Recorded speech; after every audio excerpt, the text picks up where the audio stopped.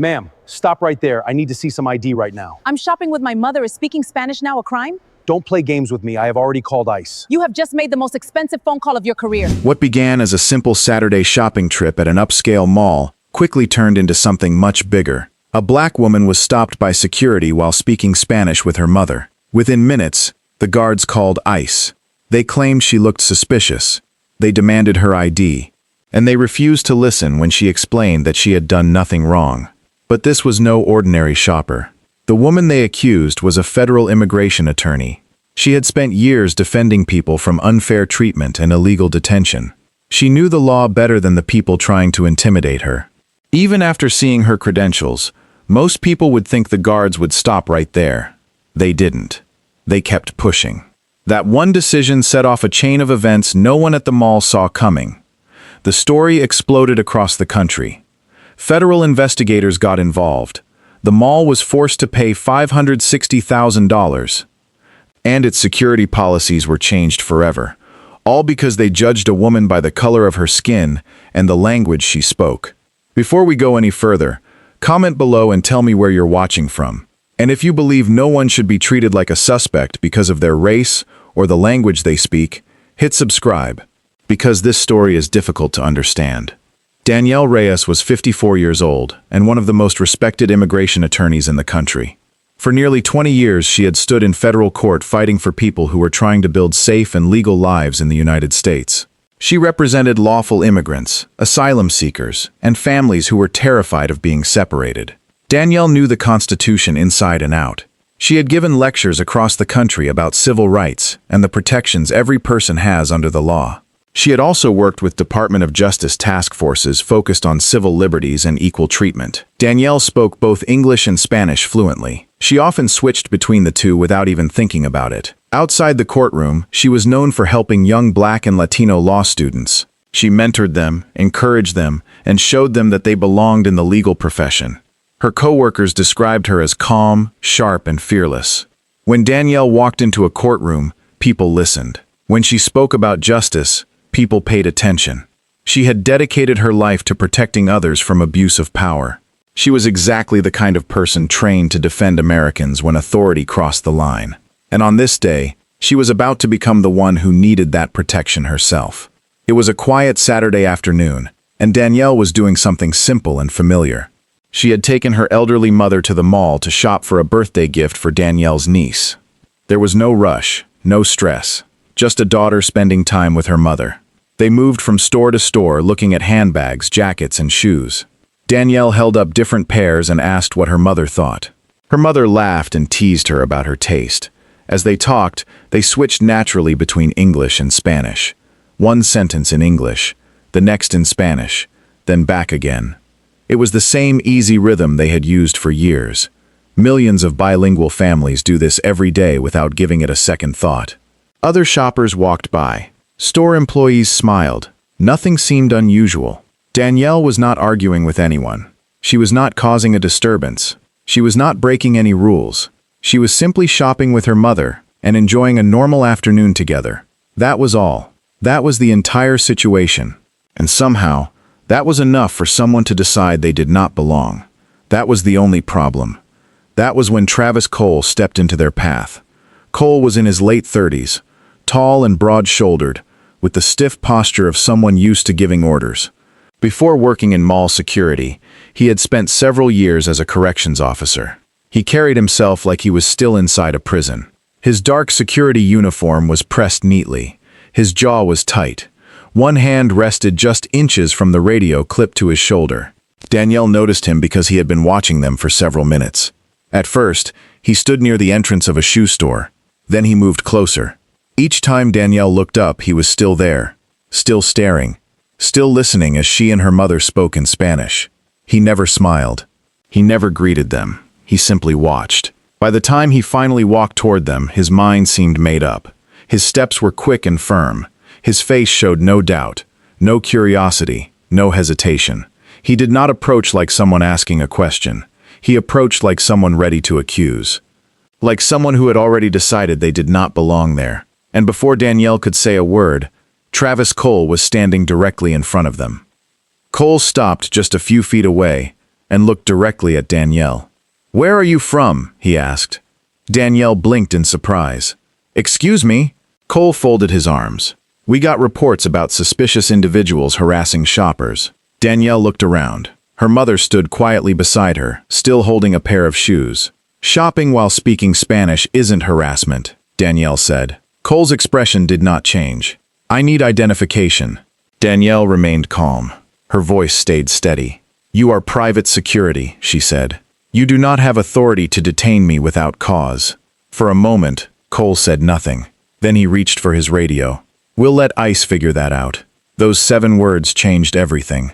There had been no report of theft, no argument, no disturbance, no evidence that Danielle had broken any rule or law.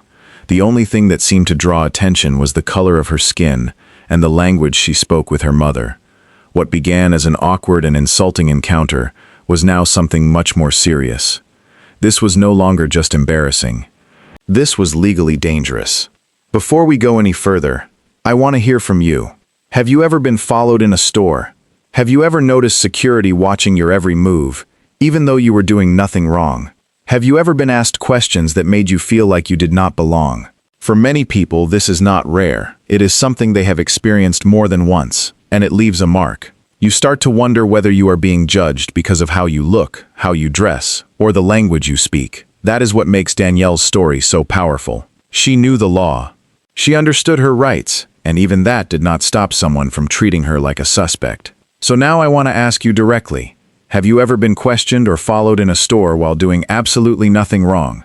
Type yes or no in the comments. Danielle did not raise her voice. She did not argue. She did not take a step back. Instead, she slowly opened her purse and reached inside. First, she pulled out her federal bar credentials. Next, she showed a Department of Justice conference badge with her name clearly printed on the front. Then she handed Cole a business card. Under her name were 4 simple words: Federal Immigration Attorney. Cole took the card and stared at it. Then he looked up at Danielle, then back at the badge in his hand. For the first time, his confidence seemed to slip. The woman standing in front of him was not who he assumed she was. She was not confused about her rights. She was not afraid. And she was not someone who could be easily intimidated. What Cole was holding identified one of the very people trained to challenge unlawful detentions in federal court. Danielle had spent years confronting government agencies when they crossed the line. She had built her career protecting others from exactly this kind of abuse. At that moment, Cole had all the information he needed. He could have apologized. He could have walked away.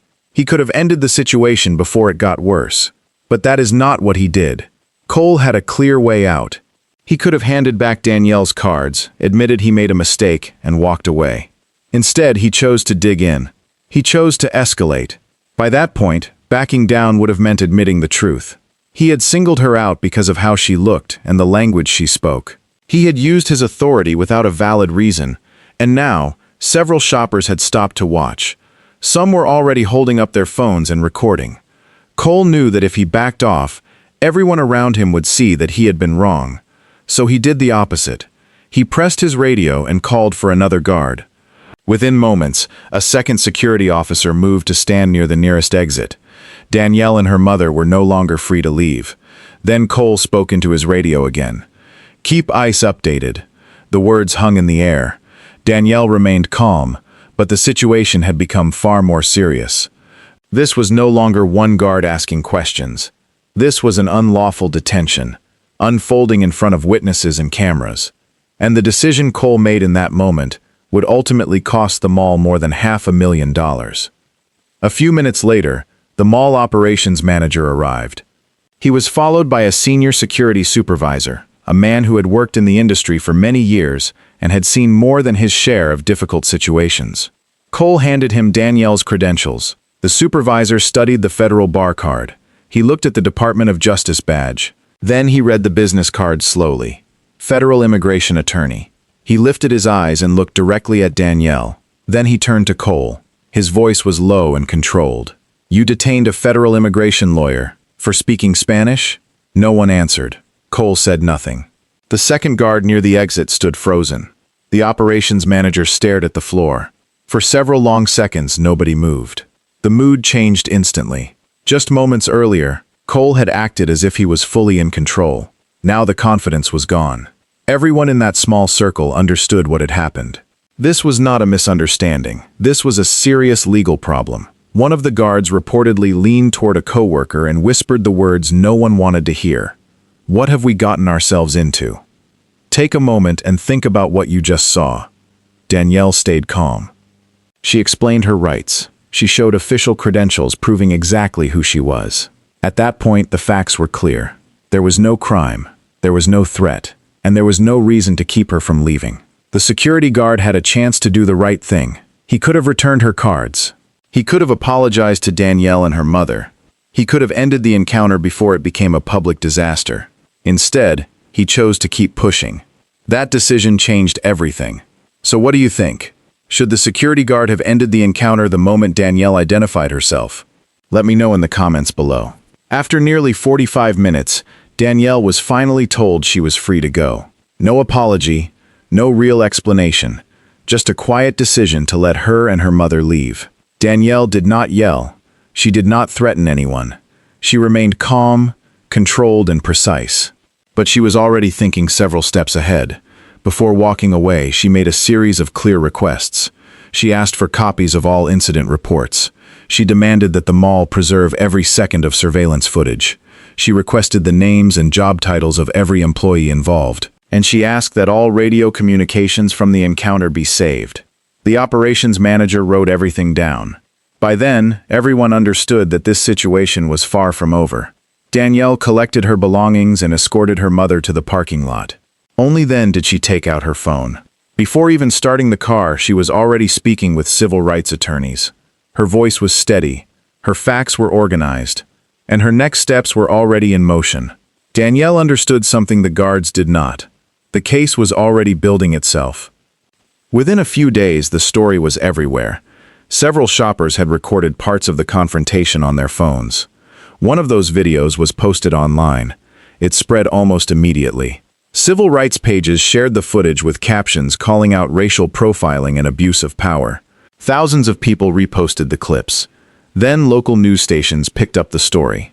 Soon, national commentators were discussing the case on television and online. By the end of the week, the videos had been viewed millions of times.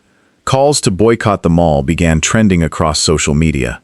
People flooded the mall's pages with angry comments and one-star reviews. Legal analysts watched the footage and reached the same conclusion. The detention was, in their words, catastrophically indefensible. The facts were simple. A black woman was stopped while shopping with her mother. She was targeted for speaking Spanish, and the guards kept escalating even after learning she was a federal immigration attorney. The public reaction was swift and overwhelming. The mall's public relations team tried to calm the situation, but it was too late. They had lost control of the story almost instantly. As pressure grew, the mall launched an internal investigation. At first, executives tried to describe the incident as a simple misunderstanding. But the deeper investigators looked, the worse the situation became. Security records showed that minority shoppers were being stopped far more often than white customers. Spanish-speaking shoppers were regularly described in reports as suspicious or possible threats, even when no crime had been reported.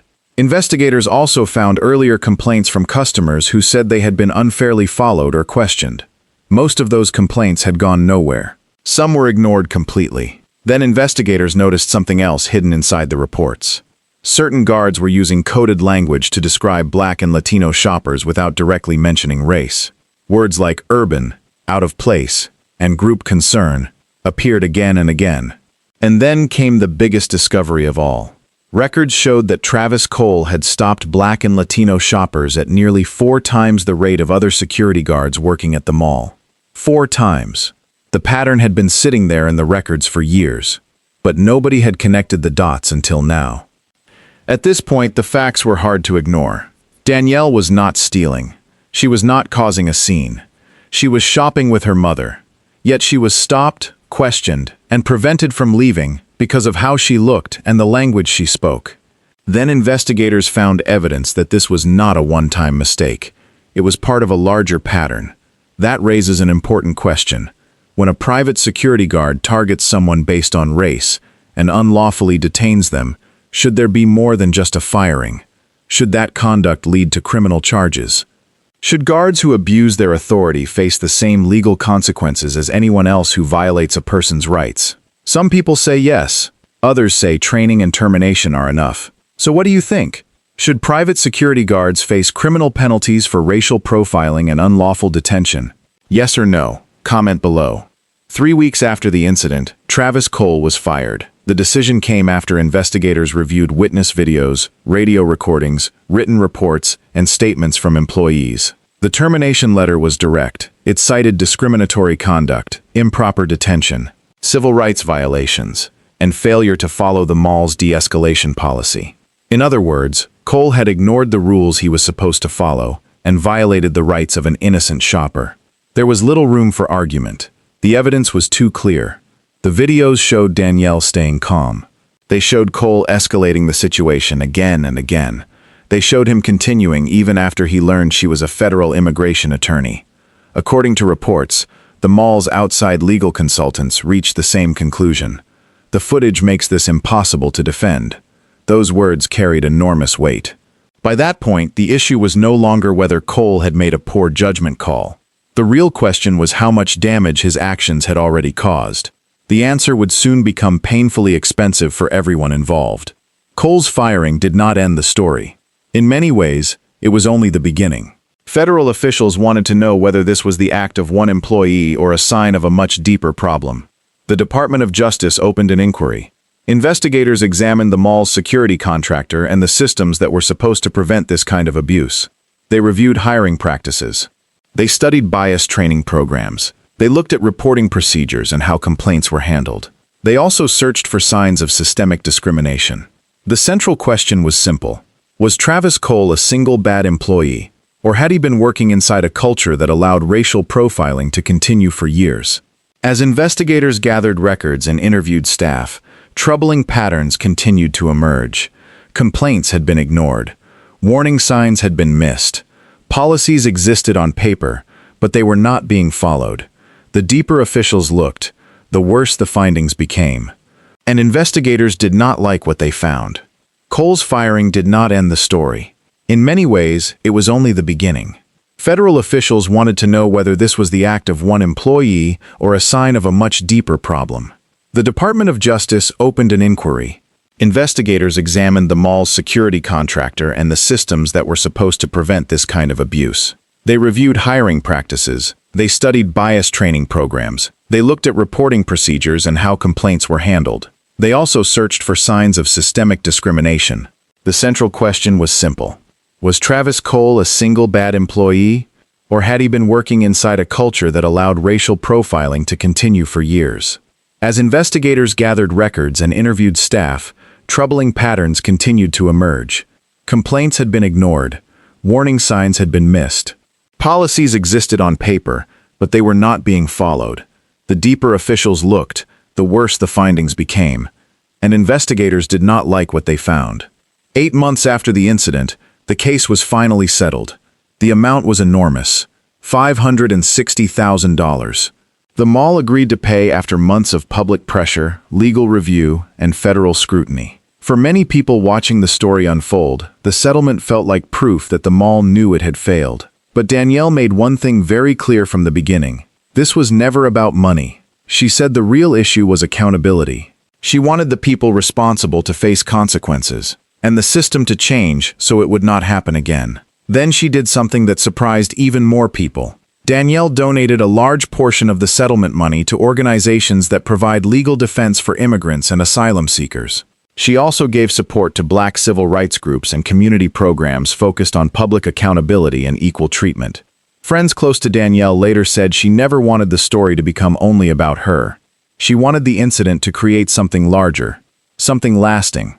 She wanted the damage caused that day to lead to real change for other people who might not have had her education, her resources, or her voice.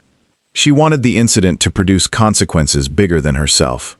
The settlement did more than cost the mall money.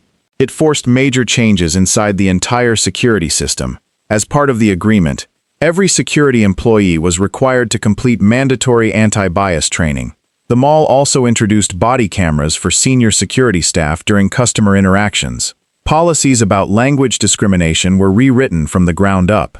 Speaking another language could no longer be treated as suspicious behavior. The settlement also created an independent complaint review system. That meant customer complaints would no longer stay only inside the mall's security office. Outside reviewers would now examine serious accusations involving profiling or unlawful detention. Federal compliance monitors were also brought in to make sure the new rules were actually being followed. For years, many shoppers felt their complaints disappeared into a black hole. Now, for the first time, customers had a formal way to track discrimination complaints and follow how those complaints were handled.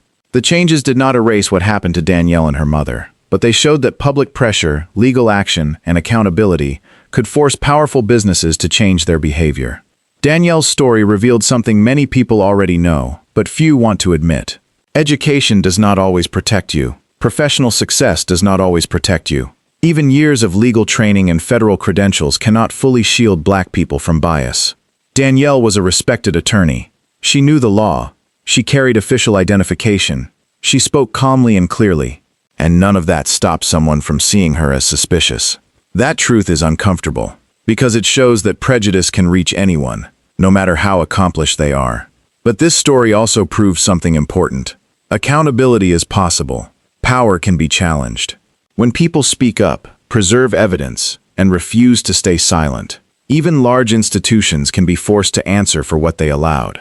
The mall did not change because it wanted to. It changed because the facts were undeniable. Danielle stood her ground. Witnesses recorded what happened. The public demanded answers, and the system, at least this time, was forced to respond. That does not happen in every case, but it happened here, and that matters. So what do you think? Should businesses be held financially responsible when their employees racially profile innocent people? Some people believe companies should pay when they allow abuse to happen under their watch. Others believe firing the employee is enough. But in this case, many people argued that the mall only acted after public pressure became impossible to ignore. Danielle and her mother walked into that mall, expecting a normal afternoon. Instead, they were treated like suspects because of the language they spoke. And it took public outrage, legal action, and federal attention to force real consequences. Now I want to hear your opinion. Do you think the settlement was fair, or should the punishment have been even stronger? Drop your thoughts in the comments below. And if stories like this matter to you, stories about accountability, abuse of power, and real consequences, make sure you subscribe and turn on notifications, because we're just getting started.